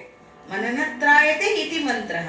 ಯಾವುದು ಮನಸ್ಸನ್ನ ಪದೇ ಪದೇ ಬಂದು ಬಂದು ಅಪ್ಪಳಿಸಿ ತಾಡಿಸುತ್ತೋ ಅದು ಮಂತ್ರವಂತೆ. ಮಂತ್ರ ಆಗಿ ಆಗಿ ಅದು ಮನನ ನಿಧಿಧ್ಯಾಸನ ಆಗ್ಬಿಡುತ್ತೆ. ನಿಧಿಯಾಗಿ ಪೂರ್ವಾರ್ಜಿತ ಬಿತ್ತಾಗಿ ಕುಳಿತುಕೊಳ್ಳುತ್ತೆ. ಎಷ್ಟು ಜನ್ಮ ಎತ್ತಿದ್ರೂ ಆ ನಿಧಿ ಮಾತ್ರ ನಿಕ್ಷೇಪವಾಗಿರುತ್ತೆ, ಬೇಕಾದಾಗ ಮೇಲೆದ್ದು ಬರುತ್ತೆ. ಇದು ನಮ್ಮ ಪುರಾಣಗಳು ಹೇಳುತ್ತವೆ. ಬಿಡದೆ ಹಿರಿಗೆನ ತಲಪು ಬಿಡಿದೋ ಒದಗಿಸಿದ್ದೊಡವೆ ಗೊಡೆಯುವಯನು. ಬಿಡದೆ ಹಿರಿಯರ ತಲಪು ಬಿಡಿದು ಒದಗಿಸಿದರು ಒಡವೆ ಕೊಡವೆಯನು. ಅಪ್ಪೊಪ್ಪ ಮಗನ ಪರಮನಂ ಬೇಡಿ ಪಡೆಯುವುದು ಏನಂದಡೆ. ಆ ಸತಿಗೆ ಪತಿ ಕೆರಳಿ ಕೇಳನೆ ಮರುಳೆ ಕಾಣಿಗಾಡಿ ಕಡವರವನಂ ಬಿಲದ ಹುಳಿಗಾಡಿಯ ಅಮೃತಮಂ ಬಿಡುವರೇ. ಸುತಂಗೆ ಆಡಿ ಪೂಜಿಸಿದ ಪುಣ್ಯಮಂ ಕೆಡಿಸುವೆನೇ. ಭಕ್ತಿ ಕೈಗೂಲಿಯೇ ಬೇಡುವವ ಭಕ್ತನೇ ಎನ್ನುತ್ತಿದ್ದನು ಸತಿಗೆ ಪತಿ ಕೆರಡಿ. ಇಲ್ಲಿ ಭಕ್ತ ಹೇಗಿರ್ಬೇಕು ಅನ್ನೋದನ್ನ ಸೂಚ್ಯವಾಗಿ ರಾಘವಂಕರ್ ಹೇಳಿದ್ದಾರೆ. ಅಂದ್ರೆ ಹಿರಿಯರು ಯಾರು ಈ ತರ ಕೇಳಿಲ್ಲ. ಹಿರಿಯರು ಆ ತಲೆಮಾರನ್ನ ಬಿಟ್ಟುಬಿಟ್ಟು ನಾವು ಅವರೆಲ್ಲ ಒದಗಿಸಿದ್ದಾರೆ ನಮ್ಗೆ. ಬದುಕನ್ನ ಕಟ್ಟಿಕೊಳ್ಳಕ್ ಬೇಕಾದಂತ ಎಲ್ಲವನ್ನು, ಒಡವೆಗಳನ್ನು, ಅಂದ್ರೆ ಧನ ಧಾನ್ಯ ಸಂಪತ್ತು ಮನೆಯಿಂದ ಹಿಡಿದು ಎಲ್ಲ ಒಪ್ಸಿರೋದು. ಇದನ್ನ ಮಹಾಪುಣ್ಯ ಅನ್ಕೊಂಡಿದ್ದೀನಿ ನಾನು. ಒಬ್ಬ ಮಗನನ್ನ ಕೇಳ್ಕೊಂಡ್ಬಿಟ್ಟು ಈ ಒಡವೆ ಇದಕ್ಕೆಲ್ಲ ಅಂದ್ರೆ ಈ ಪೂಜೆ ಈ ಪುಣ್ಯಾರ್ಥ ಪುರುಷಾರ್ಥಕ್ಕೆಲ್ಲ ಏನು ಇಲ್ದಂಗೆ ಮಾಡ್ಕೊಂಡು ಬೇಡ್ಕೋಬೇಕೆ ನಾವು ಶಿವನನ್ನ? ಶಿವ ಕೊಟ್ಟರೆ ತಗೋಬೇಕು. ಇದು ಆಹೈತಕ ಭಕ್ತಿ ಅಂತಾರೆ ಇದಕ್ಕೆ. ಅಂದ್ರೆ ಕಾರಣವಿಲ್ಲದೆ ಭಕ್ತಿ ಮಾಡೋದು. ಆಹೈತಕ ಭಕ್ತಿ ಅಂದ್ರೆ ಏನಾದ್ರು ಆಸೆ ಪಟ್ಟು ಭಕ್ತಿ ಮಾಡೋದಲ್ಲ, ಆಸೆ ಪಟ್ಟು ಪೂಜೆ ಮಾಡೋದಲ್ಲ. ಆಸೆ ಇಲ್ಲದೆ ಭಗವಂತ ಬೇಕು ಅನ್ನುವಂಥ ರೀತಿಯಲ್ಲಿ ಮಾಡುವ ಭಕ್ತರೆಲ್ಲರದು ಈ ಥರನೇ ಪ್ರೇಯರ್ ಇರುತ್ತೆ. ನಂಗೆ ಇದು ಕೊಡು, ಅದು ಕೊಡು, ನಿಂಗೆ ಲಾಭಾಂಶದಲ್ಲಿ ಕೊಡ್ತೀನಿ, ಲಾಭ ಆದರೆ ಕೊಡ್ತೀನಿ, ನನಗೆ ನನ್ನ ಜೀವನ ಚೆನ್ನಾಗಾದ್ರೆ ನಿಂಗೂ ನಿನ್ನ ಹುಂಡಿಗೆ ಹಾಕ್ತೀನಿ. ಇದೆಲ್ಲ ಕೆಳಮಟ್ಟದ ಭಕ್ತಿ ಅನ್ನಿಸ್ಕೊಳತ್ತೆ ಅವ್ರಿಗೆ. ಆಹೈತಕ ಭಕ್ತಿ ಇರಬೇಕು ಅಂತ ಆ ಭಾರದತ್ತ ಶ್ರೇಷ್ಠಿಗಳ ಗುಣ ಅದು. ಅವ್ರು ಹೇಳ್ತಾರೆ, ನೀ ಯಾಕೆ ಈ ಥರ ಬೇಡ್ ಪಡ್ಕೊಂಡ್ಬಿಟ್ರೆ ಏನಾಗತ್ತದು? ಬೇಡ್ ಪಡೆದಿದ್ದು ನಮ್ದಾಗತ್ಯ, ಎಲ್ಲರೂ ನಮ್ದಾಗಿ ಬಂದಿದ್ದು ನಮ್ಮದು. ಬಪ್ಪದು ತಪ್ಪದು, ಬಾರದು ಬಾರದನ್ನ ನೆನ್ಕೊಂಡು ಇರೋದನ್ನ ಹಾಳು ಮಾಡ್ಕೊಳ್ಳೋದು ಬೇಡ. ಇವತ್ತಿನ ಸಂತೋಷ ಏನು? ಇಷ್ಟು ಜನ ಆರೋಗಣೆಗೆ ಬಂದ್ರು, ಜಂಗಮರು ಬಂದ್ರು, ಋಷಿ ಮುನಿಗಳು ಬಂದ್ರು, ಇಷ್ಟು ಶಿವಪೂಜೆ ಆಯ್ತು, ಇಷ್ಟು ನೈವೇದ್ಯ ಅರ್ಪಿತವಾಯ್ತು. ಇದು ನಮಗೆ ಕೊಡ್ತಾ ಇರೋ ಸಂತೋಷವನ್ನ ಮಗನನ್ನ ಬೇಡಿ ಕಳ್ಕೊತೀಯ, ದುಃಖ ಪಡ್ತೀಯ? ಸಂತೋಷವಾಗಿರ್ಬೇಕು. ಇದೆಲ್ಲ ಹುಚ್ಚು. ಇದು ಹೇಳ್ತಾನೆ ಹೆಂಡತಿಗೆ, ಕೇಳಲ್ಲೇ ಮರುಳ ಹುಚ್ಚಿ ಕೇಳು. ಗಾಡಿ ಚಿನ್ನವನ್ನ ನಂಬಿಟ್ಟು ಕೊಟ್ಬಿಟ್ಟು ಒಂದು ಹುಳಿಗಾಡಿ ಅಮೃತ ತಗೊಳಕ್ಕಾಗತ್ತ? ಹುಳಿಗಾಡಿ ಅದೇ ಸುರೆಯನ್ನ ತಗೊಳಕ್ಕಾದಂಗ ಆಗತ್ತೆ. ಅಂದ್ರೆ ಚಿನ್ನವನ್ನ ಕೊಟ್ಟು ಪುಣ್ಯವನ್ನೆಲ್ಲ ಕೊಟ್ಟುಬಿಟ್ಟು ಒಬ್ಬ ಮಗನ್ ಪಡ್ಕೊಳ್ಳೋದು ಹೇಗಿದೆ ಅಂದ್ರೆ, ಒಂದು ಗಾಡಿ ಚಿನ್ನ ಕೊಟ್ಟು ಒಂದು ಗಾಡಿ ಹೆಂಡ ಕುಡ್ದಂಗೆ ಆಗತ್ತೆ. ಇಂಥದ್ದು ಬೇಕೆ, ಇಂಥ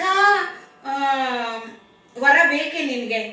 ಸುತ್ತಂಗೆ ಆಡ್ಬಿಟ್ಟು ಬೇಕು ಬೇಕು ಅಂದ್ಬಿಟ್ಟು ಮಾಡಿಸಿದ ಪೂಜಿಸಿದ ಪುಣ್ಯವನ್ನೆಲ್ಲ ಕೆಡಿಸ್ಕೊಂಡ್ಬಿಟ್ರೆ ಭಕ್ತಿ ಏನು ಕೈಗೂಲಿಯೇ?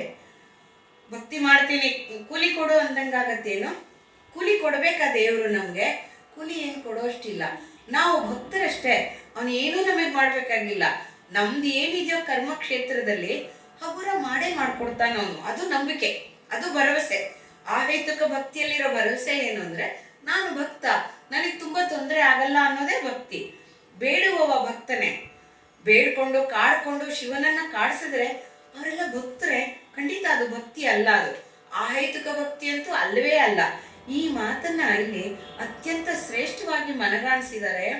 ಭಕ್ತರು ತಿಳ್ಕೋಬೇಕಾದಂತಹ ವಿಷಯ ಇದು.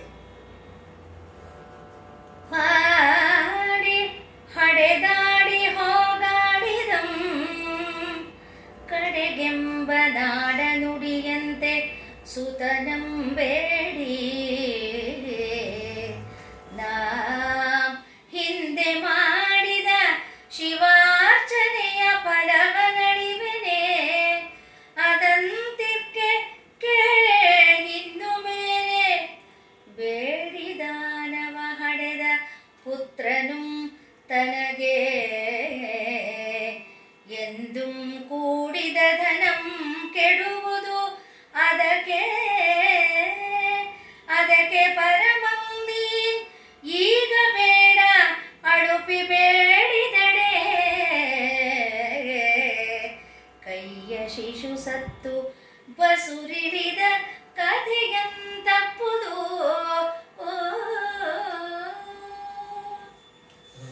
ಹೇಳಾದ್ಮೇಲೆ ಸ್ವಲ್ಪ ಜೋರವಾಗಿ ಕಠಿಣವಾಗಿ ಹೇಳಿದೆ ಹೆಣ್ಮಕ್ಳು ಕೇಳಲ್ಲ ಅಂತ ಅನ್ನಿಸ್ಬಿಡುತ್ತೆ. ಯಾಕೆಂದ್ರೆ ಅಷ್ಟೊಂದು ಹಂಬಲಿಸ್ತಾ ಇದ್ದಾಳೆ, ಬೇಡ ಅಂದರೆ ಕೇಳಲ್ಲ ಇವಳಿಗೆ ಸ್ವಲ್ಪ ಕಠಿಣವಾಗಿ ಹೇಳಬೇಕು ಅಂದ್ಕೊಂಡ್ರು ಏನೋ ಶ್ರೇಷ್ಠಿಗಳು.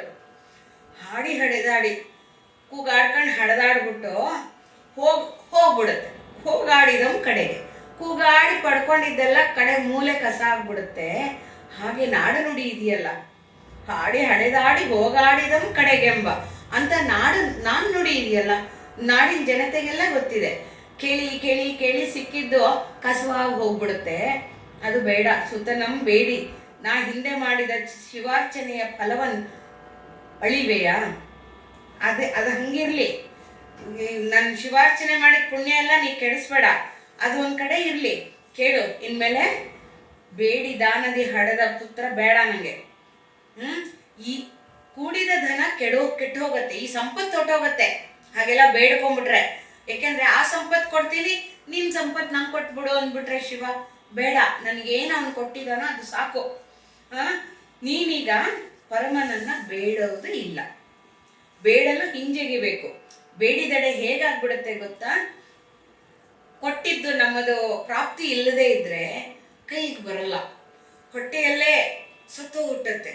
ಇಲ್ಲ ಹೊಟ್ಟೆಗೆ ಬಂದರೂ ಉಳಿಯಲ್ಲ, ಬಿಸಿರು ಇಳಿದು ಹೋಗುತ್ತೆ, ಅಪರ್ಷಣ ಆಗ್ಬಿಡುತ್ತೆ. ಇಂತಹ ಕಠಿಣವಾದ ಮಾತನ್ನ ಹೇಳಿ ಬೇಡದೆ ಇರುವ ರೀತಿಯಲ್ಲಿ ಹೆಂಡತಿಯನ್ನ ತಡಿತಾ ಇದ್ದಾರೆ ಸೃಷ್ಟಿಗಳು. ಯಾಕೆಂದ್ರೆ ಮಗ ಅಂತ ಬೇಡಿ ಕಾಲಕ್ಕೂ ಗೋಳಾಡೋದು ಬೇಡ, ಇದು ಅವ್ರ ಅಭಿಪ್ರಾಯ. ಅವನ್ ಯಾಕೋ ಜವಾಬ್ದಾರಿ ಕೊಟ್ಟಿಲ್ಲ, ಮಕ್ಕಳ ಜವಾಬ್ದಾರಿನ ಯಾಕೆ ನನ್ನ ತಲೆ ಮೇಲೆ ಹೊತ್ಕೋಬೇಕು? ಏಕೆಂದ್ರೆ ಮಕ್ಕಳು ಸಾಕೋದು ಎಷ್ಟು ಕಷ್ಟ, ಅವ್ರನ್ನ ಬೆಳೆಸೋದು ಎಷ್ಟು ಕಷ್ಟ, ವಿದ್ಯಾಬುದ್ಧಿ ಎಷ್ಟು ಕಷ್ಟ ಖಂಡಿತ ಅರಿವಿದೆ ಅವ್ರಿಗೆ. ಯಾಕೆಂದ್ರೆ ವ್ಯಾಪಾರಸ್ಥರಾಗಿರೋರು ಬೇಕಾದಷ್ಟು ಜನರನ್ನ ನೋಡಿರ್ತಾರೆ, ಕಷ್ಟಪಡೋರ್ನ ನೋಡಿರ್ತಾರೆ, ಮಕ್ಳು ಕಷ್ಟ ಕೊಡೋರ್ನ ನೋಡಿರ್ತಾರೆ, ಮಕ್ಳು ಕಷ್ಟ ಕೊಟ್ಟೋರ್ನ ನೋಡಿರ್ತಾರೆ, ವಿದ್ಯೆ ಕಲಿದೇ ಇರೋ ಮುಠಾಳ ಮಕ್ಳು ಹೆಂಗಿರ್ತಾರೆ ಅನ್ನೋದನ್ನ ನೋಡಿರ್ತಾರೆ. ಇದು ಎಲ್ಲ ಅನುಭವದಿಂದ ಹೇಳ್ತಾ ಇದ್ದಾರೆ. ಬೇಡ, ನಮಗೆ ಪ್ರಾಪ್ತಿ ಇದ್ರೆ ಬರಲಿ, ಬರುವ ಭಾಗ್ಯ ಬಂದೇ ಬರುತ್ತೆ, ಬರದೇ ಇರೋದು ಏನು ಮಾಡಿ ಬರಲ್ಲ, ನೀನು ಸುಮ್ಮನಿದ್ಬಿಡು, ನನ್ನ ಪುಣ್ಯನ ಹಾಳು ಮಾಡ್ಬಿಡ್ಬೇಡ ನೀನು ಅಂತ ಸ್ವಲ್ಪ ಕಠಿಣವಾಗಿ ಇದೆ. ಒಂಥರ ಆಜ್ಞೆ ಮಾಡಿದಂತೆ ಇದೆ, ಸರ್ವಾಧಿಕಾರದಂತಿದೆ. ಸ್ತ್ರೀವಾದಿಗಳಾಗಿರಲಿಲ್ಲ, ಹಾಗಾಗಿ ಇದು ನಡೀತಿದೆ. ಚೆನ್ನಾಗಿದೆ ಒಂಥರ. ಎಷ್ಟು ಸ್ಟ್ರಿಕ್ಟಾಗಿ ಹೇಳಿದೆ ಅಂದರೆ ಕೇಳಲ್ಲ ಅನ್ನೋ ಭಾವನೆ ಅಷ್ಟೆ, ಅದರಲ್ಲಿ ಇನ್ನೇನು ಸತಿಯನ್ನ ನೋಯಿಸ್ಬೇಕು ಅನ್ನೋ ಇಚ್ಛೆ ಇಲ್ಲ. ಪತಿಯಾಜ್ಞೆ ಗಂಜಿ ಸಂತತಿಯ ನೆನಹಂ ಪುಣ್ಯವತಿ ಮರೆದುನುತ ಭಕ್ತಿಗಿಂ ಪೂಜೆಯಂ ಧರ್ಮದತಿಯನು ಅತಿ ಸಂತೋಷದಿಂ ಮಾಡಿಕೊಂಡ ಅಲಸದೆ ಇಪ್ಪ ಆ ಪುಣ್ಯ ದಂಪತಿಗಳ ಮತಿಯ ನಿಷ್ಠೆಗೆ ನಿಮಿರ್ಕೆಗೆ ಮೆಚ್ಚಿ ಸಂತತಂ ಕ್ಷಿತಿಯೊಳಗೆ ಪುಟ್ಟದಿರ್ಪ ಆದಿಗಣನಾಥನಂ ಸತಿಯ ಉದರದೊಳಗೆ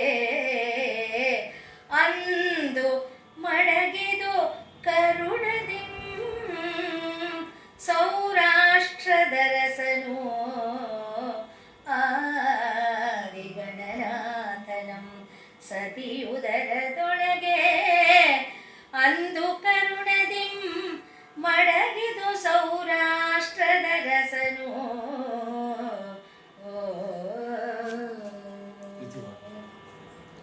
ಆ ದಿನದಿಂದ ಪಾಪ ಪುಣ್ಯವತಿ ಏನು ಮಾಡಿದ್ಲು, ಅಯ್ಯೋ ಯಾಕೋ ಇಷ್ಟೊಂದು ಹೇಳಿದ್ರಲ್ಲ, ಅದು ನಿಜವೇ ಬಿಡು, ನಾ ಸಂಟ ಪಡ್ಕೊಂಡು ಏನಾಗಬೇಕು ಅಂತ ಹೇಳಿ ಮಗ ಮಗ ಮಕ್ಕಳು ಮಕ್ಕಳು ಅಂತ ಕನಸು ಕಾಣೋದನ್ನ ಬಿಟ್ಟು ಗೋಳಾಡೋದನ್ನ ಬಿಟ್ಟು ಏನೋ ಭಕ್ತಿಯಂತೆ ಮಾಡಿಕೊಂಡು ಪೂಜೆ ಧರ್ಮ ಆ ಗುಂಪುಗಳಿಗೆಲ್ಲ ಅತಿ ಸಂತೋಷದಿಂದ ಮಾಡಿಕೊಂಡು, ಮೊದಲೆಲ್ಲ ಏನು ಮಾಡಿದ್ರೆ ಏನು ಪ್ರಯೋಜನ ಅನ್ನೋಳಲ್ಲ, ಈಗ ಹಾಗಂತಿಲ್ಲ, ಅಯ್ಯೋ ಶಿವಭಕ್ತಿಯ ಪ್ರಯೋಜನ ಅಂದ್ಕೊಂಡು ಆ ಅಲಸದಿಪ್ಪ ಅವರಿಗೆ ಆಯಾಸವೇ ಆಗಲಿಲ್ವಂತೆ. ಹೌದು, ಅದು ಬೇಡ ಬಿಡು, ಬೇಡದಿದ್ದು ಬೇಡ ಅಂತ ಕಠಿಣವಾದ ನಿರ್ಧಾರ ತಗೊಂಡಿದ್ದಾರಲ್ಲ, ಆ ಮತಿಯ ನಿಷ್ಠೆಗೆ ನಿಮಿರ್ಕೆಗೆ ಅಂದರೆ ನಿಶ್ಚಲತೆಗೆ, ನಿಮಿರ್ಕೆ ಅಂದರೆ ಆ ಮತಿಯನ್ನು ಕದಲಿಸ್ಕೊಳ್ದೇ ಇದ್ದಾರಲ್ಲ ಅವರು, ನಿಶ್ಚಲತೆ. ನಿಮಿರ್ಕೆ ಅಂದರೆ ನಿಶ್ಚಲತೆ, ನೇರಕ್ಕೆ ಸ್ಟ್ರೈಟ್ ಆಗಿ ಬೇಡ ಅಂದಮೇಲೆ ಬೇಡ, ಅದು ಅಷ್ಟು ಖಂಡಿತತೆಗೆ ಆ ಖಚಿತತೆ ಇದೆಯಲ್ಲ, ಅದಕ್ಕೆ ಶಿವ ಮೆಚ್ಚಿದ್ನಂತೆ. ಮೆಚ್ಚಿಬಿಟ್ಟು ಭೂಮಿಯಲ್ಲಿ ಹುಟ್ಟಬೇಕಲ್ಲ ಆದಿಗಣನಾಥ, ಯಾಕೆಂದ್ರೆ ಪುಲಿಗೆರೆಯ ಸೋಮನಾಥಂಗೆ ಏನೋ ಕೆಲಸ ಆಗಬೇಕಾಗಿದೆ ಅಲ್ಲಿ, ಅದಕ್ಕೆ ಸೌರಾಷ್ಟ್ರದಲ್ಲಿ ಹುಟ್ಟಿಸ್ತಾ ಇದ್ದಾನೆ. ಅಂದರೆ ಎಲ್ಲಿಂದ ಎಲ್ಲಿಗೆ ಇಡೀ ಭೂಮಂಡಲದ ಅಧಿಪತಿಯಾದಂಥ ಅವನು ಕನೆಕ್ಷನ್ ಕೊಡ್ತಾನೆ. ಅದಕ್ಕೆ ಮಹಾಮಾಯೆಯ ಸಹಾಯ ತಗೋತಾನೆ. ಬಿಸುತಂತು ತನೀಯಸಿ ತನುಗಳನ್ನು ಮನಗಳನ್ನು ಎಲ್ಲಿಂದ ಎಲ್ಲಿಗೋ ಎಲ್ಲಿಂದ ಎಲ್ಲಿಗೋ ತಂದು ತಂದು ಅವಳು ಸ್ನೇಹವನ್ನು, ವಿಶ್ವಾಸವನ್ನು, ನಂಬಿಕೆಯನ್ನು, ಪ್ರೀತಿಯನ್ನು ಕನೆಕ್ಟ್ ಮಾಡ್ತಾಳೆ, ಸೇರಿಸ್ತಾಳಲ್ಲ ತಾಯಿ.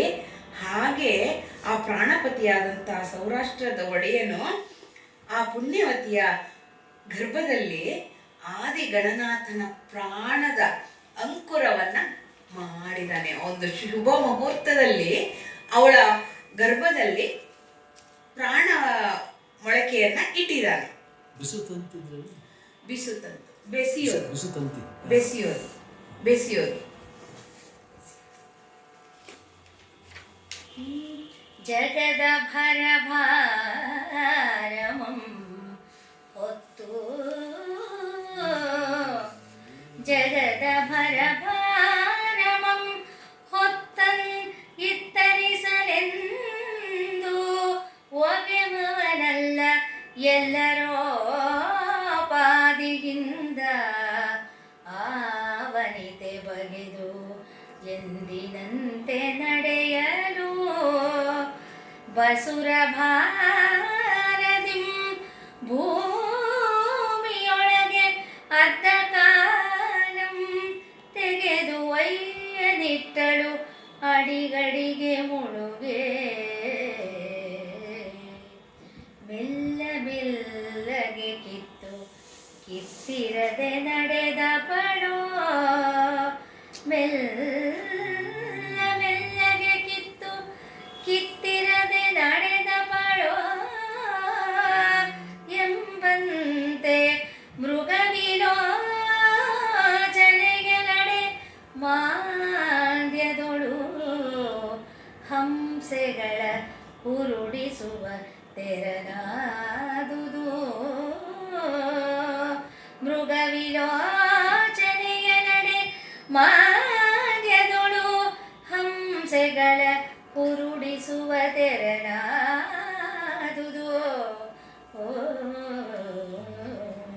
ಸ್ವಾದ.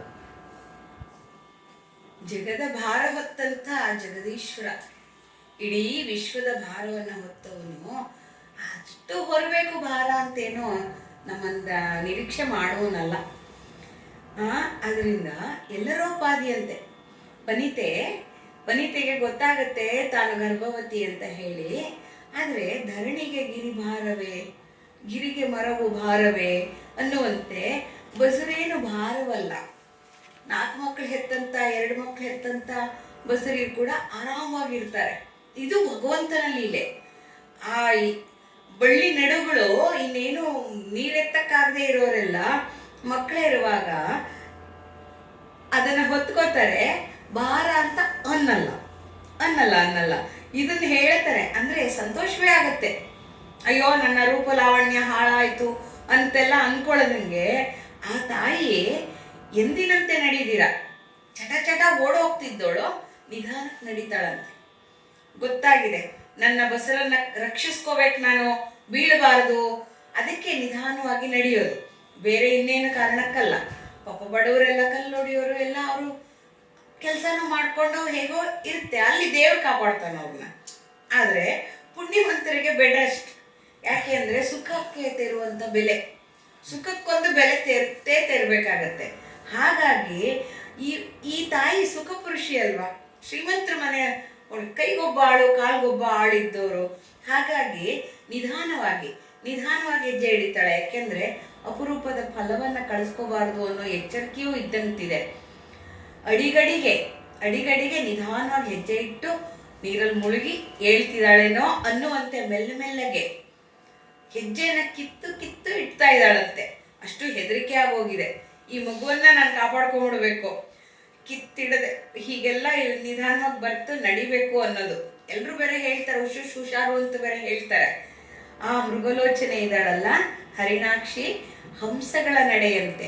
ಅಲ್ಲಿವರೆಗೂ ಜಿಂಕೆ ನಡೆಗೆ ಹಂಗೆ, ಇಲ್ಲೂ ಒಂದು ನೋಡಿ ಹಿಂಗೆ ಹೋಲಿಕೆ ಎಷ್ಟು ಚೆನ್ನಾಗಿದೆ. ಮೃಗವಿಲೋಚನೆ ಇಷ್ಟು ದಿನ ಜಂಗಮರು ಬಂದ ತಕ್ಷಣ ಒಳಗಿಂದ ಓಡ ನಡೆಗೆ, ಜಿಂಕೆ ನಡಿಗೆಯಲ್ಲಿದ್ಲು, ಈಗ ಹಂಸೆ ಅಂತೆ. ನಿಧಾನವಾಗಿ ಅದು ಪಾದಗಳನ್ನ ಎತ್ತೆತ್ತಿಡುತ್ತೆ. ಯಾಕೆಂದ್ರೆ ಹಂಸಗಳ ಚಲನೆ ನೀರಿನಲ್ಲಿ ಸುಗಮ, ನೆಲದ ಮೇಲೆ ಅವಕ್ಕೆ ನಿಧಾನವೇ ಮಾಡ್ಕೋಬೇಕು.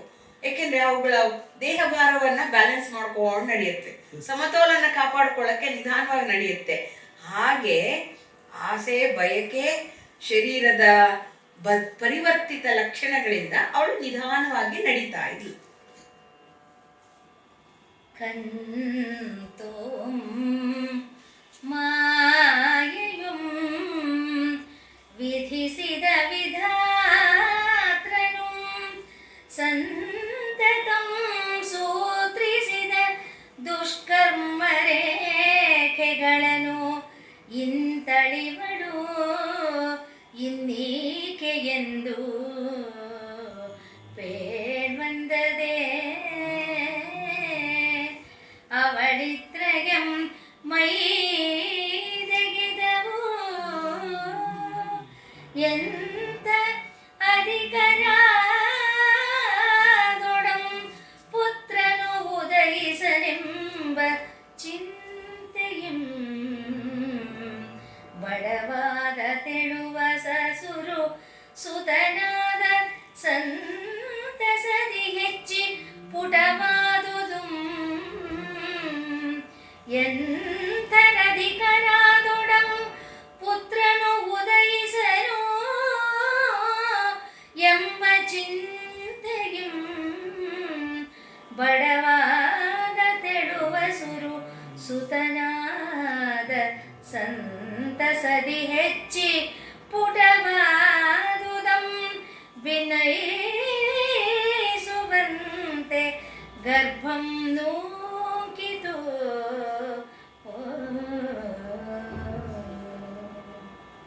ಅವಳ ಪುಣ್ಯವತಿಯ ಜೀವನ ಹೇಗಾಗಿದೆ ಎಂದರೆ, ಕಂತುವಂ ಮಾಯಂ ವಿಧಾತನು, ಮಹಾಮಾಯೆಯು ದೈವವು ವಿಧಾತನು ಅವ್ರಿಗೋಸ್ಕರ ಸೃಷ್ಟಿಸಿದಾನಲ್ಲ ದುಷ್ಕರ್ಮ ರೇಖೆಗಳನ್ನು, ಅದು ಮೆಟ್ಕೊಂಡು ನಿಂತು ಬಿಡಿದಾಳೀಗ. ಶಿವನ ಅನುಗ್ರಹದಿಂದ ಆ ದುಷ್ಕರ್ಮದ ಪರಿಣಾಮವಾಗಿ ಮಕ್ಕಳಿಲ್ಲದೆ ಇತ್ತಲ್ಲ, ಅದೀಗಿಲ್ಲ, ಆ ರೇಖೆಗಳು ಹೋದ್ವು. ಅದರ ಒಂದು ಪ್ರತೀಕವೋ ಎಂಬಂತೆ ಅವಳ ಹೊಟ್ಟೆಯ 3 ಮಡಿಕೆಗಳು ತ್ರಿವಳಿಗಳು ಅಂತ ಹೇಳ್ತಾರೆ. ಅವಳಿತ್ರಯವು ಅಂದರೆ 3 ಮಡಿಕೆಗಳು ಏಕಸಮ ಆಗ್ತಾ ಇದ್ದಾವೆ. ಬಸರು ಬೆಳೆದಂತೆ ಆ ಮಡಿಕೆಗಳು ಮಾಯವಾಗುತ್ತೆ, ತುಂಬಿ ಬಸರು ಉನ್ನತವಾಗತ್ತೆ. ಅಂದರೆ ಒಳಗಡೆ ಮಗು ಬೆಳೆಯುತ್ತಲ್ಲ, ಅದು ಉನ್ನತವಾಗುತ್ತೆ. ಅದನ್ನೇ ಚೆನ್ನಾಗಿ ಹೇಳ್ತಾ ಇದ್ದಾನೆ. ಅದಕ್ಕೆ ಮೊದಲೇ ಹೇಗಿತ್ತು ಅಂದರೆ, ಮಗು ಆಗುತ್ತೋ ಇಲ್ವೋ ಅನ್ನೋ ಚಿಂತೆಯಲ್ಲಿ ಎಷ್ಟೇ ಶ್ರೀಮಂತರಾದ್ರೂ ಬಡವಾಗಿತ್ತು ಅವಳ ಹೊಟ್ಟೆ. ಅವಳ ಬಸರು ತುಂಬ ತೆಳುವಾಗಿತ್ತು ಚಿಂತೆಯಲ್ಲಿ. ಅಯ್ಯೋ, ಊಟ ಸರಿಯಾಗಿ ಸೇರ್ತಾ ಇರಲಿಲ್ಲ ಮೋಸ್ಟ್ಲಿ. ಯಾಕೆಂದರೆ ನನ್ನ ಬೈಕೆ ನಂಗೊಂದು ಮಗು ಆಗಲಿಲ್ವಲ್ಲಪ್ಪ, ಏನು ಮಾಡಲಿ, ನನ್ನ ಮನೆಯ ಪರಂಪರೆಯನ್ನು ಮುಂದುವರಿಸುವಂಥ ಮಗನಾಗಲಿಲ್ವಲ್ಲ ಅನ್ನುವಂಥ ಕಾರಣದಿಂದ ಬಡವಾಗಿತ್ತು. ಆದರೆ ಈಗ ತಾನು ಗರ್ಭವತಿ ಎಂದು ತಿಳಿದಾಕ್ಷಣವೇ ಸಂತೋಷ ಹೆಚ್ಚಿದ ರೀತಿಯಲ್ಲಿ ಅವಳ ಹೊಟ್ಟೆ ಉನ್ನತವಾಗಿ ಗರ್ಭ ಮೇಲ್ಮೇಲಕ್ಕೆ ನೂಕತ್ತಂತೆ. ಅಂದರೆ ಮೇಲ್ಮೇಲಕ್ಕೆ ಬೆಳೆಯುತ್ತಂತೆ, ಲೋಕಕ್ಕೂ ಕಾಣೋ ಹಾಗೆ, ಪ್ರಕಟಪಡಿಸೋ ಹಾಗೆ ಇವಳು ಖಂಡಿತ ಗರ್ಭವತಿಯೇ ಅನ್ನುವಂತೆ. ಇಲ್ಲದಿದ್ರೆ ಲೋಕ ಬೇರೆ ನಂಬಬೇಕಲ್ಲ. ಇದೆಲ್ಲವೂ ಅವಳಲ್ಲಿ ಪರಿವರ್ತನೆ ಹೊಂದಿತು. ಹೇಳ್ಬಿಡ್ತೀನಿ. ಆ ನಾಭಿ ಒಳಸುಳಿ ಇದೆಯಲ್ಲ, ಯಾವುದು ಜಲಚಕ್ರದ ಉಪಾಧಿಯಲ್ಲಿರುತ್ತಲ್ಲ, ಅದು ಹೊಟ್ಟೆ ಅನ್ನೋ ಹುತ್ತದಿಂದ ಮೇಲೆದ್ದ ನಾಗಸರ್ಪದಂತೆ ಮೇಲೆತ್ತದಂತೆ. ಮಗು ಬೆಳೀತಾ ಬೆಳೀತಾ ಬೆಳೀತಾ ಕಾಣಿಸ್ದೇ ಇರುವಂಥ ನಾಭಿ ಮೇಲೆ ಬರುತ್ತೆ. ಹಾಗೆ ಆ ಗರ್ಭ ಅದನ್ನ ಮೇಲೆ ಎತ್ತಾ ಇದೆಯಂತೆ. ಕಾಳಾಗಿ ತಳರ್ದು ಆ ಸರ್ಪ ಮೇಲೆದ್ದು ಆ 2 ಸ್ತನಗಳೋಪಾದಿಯಲ್ಲಿ ಹಾಲಿನಿಂದ ತುಂಬಿದ ಪೀನ ಸ್ತನಗಳ ಮಧ್ಯದಲ್ಲಿ ಹೋಗ್ತಾ ಇದೆಯೇನೋ ಅನ್ನೋ ಹಾಗೆ ಹೋಗತ್ತಂತೆ.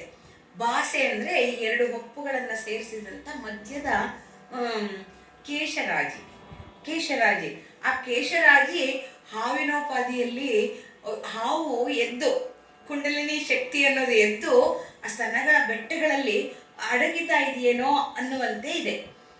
ಇದು ಹೇಗೆ ಅಂದರೆ, ಕತ್ತಲೆಯನ್ನು ಅರೆಗಚ್ಚಿ ಮುಗಿದ ಅಬುಜಕು ಅಂದರೆ ಕತ್ತಲೆಯನ್ನ ಹೇಗೋ ಸಹಿಸ್ಕೊಂಡು ಮುಗಿದ ಮೇಲೆ ಕಮಲ ಸೂರ್ಯನನ್ನ ಕಾಣುತ್ತಲ್ಲ, ಹಾಗೆ 2 ಸ್ತನಗಳು ಅರಳ್ತಾ ಇದೆಯಂತೆ. ಮಗುವನ್ನು ಸೂರ್ಯನಿಂದ ಅವಳ ಕುಚಕಮಲಗಳು ಅರಳಿವೆ.